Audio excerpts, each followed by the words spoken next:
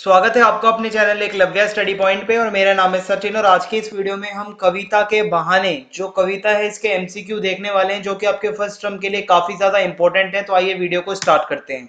आप मुझे इंस्टाग्राम पे फॉलो कर सकते हैं। अगर आपकी कोई भी प्रॉब्लम हो आप आके मुझसे पूछ सकते हैं। मेरा यूजर नेम आपकी स्क्रीन के सामने है, आप सर्च मार के आ सकते हैं इंस्टाग्राम पे।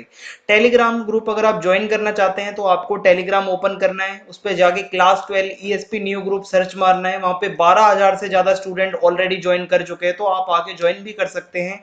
वेबसाइट पे आपको नोट्स मिल जाएंगे, हिंदी, ठीक है, English, political science, history, home science, physical education, सभी के नोट्स हमारी वेबसाइट पे अवेलेबल है। वेबसाइट आपके सामने लिखी हुई है। और आज का हमारा पहला प्रश्न है, कविता के पंख लगा उड़ने से क्या तात्पर्य है? उड़ना, कल्पना करना, चलना, या इनमें से कोई नहीं? तो इसका सही आंसर होगा कल्पना करना। ठीक है, कविता का अगर उड़ना, तो कविता का उड़ना का यही मतलब होता है कि कल्पना करना कवि द्वारा। कविता किसके बहाने एक उड़ान है? अतीत के बहाने, बालक के बहाने, चिड़िया के बहाने, या प्रेमिका के बहाने? तो सही आंसर यहाँ पे चिड़िया हो जाएगा। ठीक है, कविता चिड़िया के बहाने एक उड़ान है। कविता के बहाने कविता के रचनाकार कौन है? कुंवर सिंह, कुंवर प्रसाद, कुंवर प्रकाश, कुंवर नारायण? तो सही आंसर यहाँ पे कुंवर नारायण हो जाएगा। ठीक है, वही इसके रचनाकार हैं।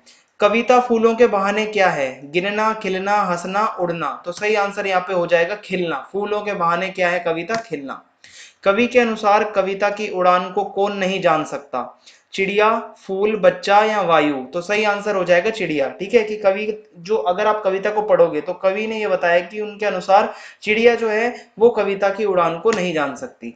फूल कविता से कम प्रभावशाली किस प्रकार होते हैं? ठीक है, क्योंकि फूल मुरझा जाते हैं इसलिए, क्योंकि कविता मुरझा जाती है, या ए तथा बी दोनों, या इनमें से कोई नहीं? तो देखो, फूल जो है वो मुरझा जाते हैं इसलिए वो कम प्रभावशाली होते हैं, और कविता हमेशा जीवंत रहती है और हमेशा वो ऐसे ही फलती फूलती और खिलती रहती है।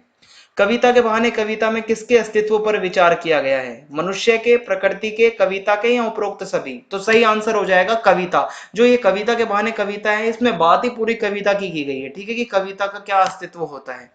कविता किसके बहाने खेल रही थी? बच्चों के बहाने, खिलौने के बहाने, चिड़िया के बहाने, या फूल के बहाने? तो सही आंसर हो जाएगा बच्चे के बहाने। ठीक है, कविता में चिड़िया का वर्णन करने के पीछे कवि का क्या उद्देश्य है? कल्पना करना, उड़ान भरना, अपने मनोभावों को व्यक्त करना, या अलंकार का प्रयोग करना? तो सही आंसर यहाँ पे ऑप्शन सी हो जाएगा।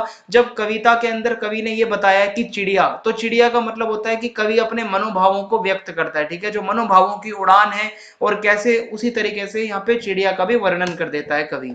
किसकी उड़ान देश, काल और परिस्थिति से बाहर संभव है? फूल, बच्चा, कविता, या चिड़िया? तो इसका सही आंसर कविता हो जाएगा। कविता और चिड़िया में किस गुण की समानता होती है? दोनों के पंख होते हैं, या दोनों ही उड़ान भर सकते हैं, दोनों ही चल सकते हैं, या इनमें से कोई नहीं? तो सही आंसर हो जाएगा दोनों उड़ान भर सकते हैं। देखो, कविता के पंख वैसे वाले नहीं होते हैं, लेकिन अगर बात करें तो उड़ान की, तो दोनों ही उड़ान भर सकते हैं। कवि अपनी कल्पना से उड़ान भर सकता है। फूल की अंतिम परिणति क्या होती है? मुरझाना। मतलब लास्ट स्टेज क्या होती है? जब फूल, जब बिल्कुल एंडिंग स्टेज पे होता है, मुरझा जाता है वो। ठीक है, तो ऑप्शन ए यहाँ पे सही हो जाएगा। चिड़िया अपने पंखों के सहारे उड़ती है, और कविता किसके सहारे उड़ती है? हवा के सहारे, पंख के सहारे, शब्दों के सहारे, या कल्पना के सहारे? तो कविता उड़ती है कल्पना के सहारे। बिना मुरझाए कौन महकता है? कविता, बाग, गुलदस्ता, या फूल? तो बिना मुरझाए कविता महकती है, हमेशा महकती रहती है। ठीक है, कविता बिना मुरझाए सदियों तक महकती रहती है। इसका क्या आशय है, क्या मतलब है इसका? तो कविता कालजयी होती है, या कविता का प्रभाव सदियों तक बना रहता है अगर कोई अच्छी कविता है? कविता का सौंदर्य कभी समाप्त नहीं होता, या उपरोक्त सभी? तो इसका सही आंसर होगा उपरोक्त सभी। ये सारे ही बातें जो लिखी हुई हैं ये कविता के बारे में एकदम सही है। कविता जो है वो कभी नहीं मुरझाती, कविता चीज ही ऐसी है। कविता के बहाने कविता के अनुसार चिड़िया, फूल, बच्चे क्या हैं? ठीक है, ये जो कविता आपने पढ़ी है इसके अंदर चिड़िया, फूल और बच्चों का वर्णन है। तो ये बच्चे, चिड़िया, फूल क्या है? ये सब भावना, शब्द, अभिव्यक्ति के उपकरण, या इनमें से कोई नहीं? तो ये सब अभिव्यक्ति के उपकरण हैं। किस तरीके से कवि ने व्यक्त किया है अपनी बातों को इनके सहारे। कविता के बहाने कविता में कविता की किन के साथ समानता और असमानता बताई गई है? बच्चों और फूल, चिड़िया, चिड़िया, फूल, बच्चे, या फूल, नदी? तो ऑप्शन सी सही हो जाएगा। इस कविता में चिड़िया, फूल और बच्चे, ठीक है, इनके साथ जो है समानता और असमानता कविता की बताई गई है। कविता के बहाने कविता के आधार पर बताएं कि प्रकृति कवि के लिए क्या है? लक्ष्य, संसाधन, साधन, या शब्द? तो प्रकृति कवि के लिए साधन है।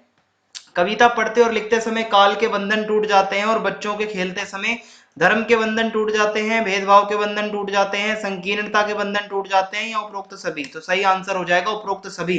जब बच्चे खेलते हैं तो वो भेदभाव नहीं करते, ना वो वहां पे धर्म का कुछ होता है और ना ही कोई संकीर्णता होती है, तो यहाँ पे उपरोक्त सभी सही आंसर है। कविता के बहाने कविता में कवि की भाषा शैली जो है वो कैसी है, ठीक है, ये आपको बताना है यहाँ पे। तो अगर हम बात करें भाषा शैली की तो सरल व सहज। कविता के बहाने कविता में किस प्रकार के शिल्प का प्रयोग किया गया है? परिष्कृत भाषा, बिंब प्रधान, प्रतीक शैली या उपरोक्त सभी। तो इसका आंसर आप कमेंट बॉक्स में बताएंगे कि इसमें किस शिल्प का प्रयोग किया गया है। मैं आपके आंसर का वेट करूंगा। तो इस वीडियो में इतना ही था। चैनल को सब्सक्राइब करना ना भूलें, बेल आइकन को दबा दें ताकि आने वाले वीडियोस के अपडेट्स आपको मिलते रहें। वीडियो को ज्यादा से ज्यादा शेयर कर दीजिए। जय हिंद, जय भारत, धन्यवाद, थैंक्स फॉर वॉचिंग।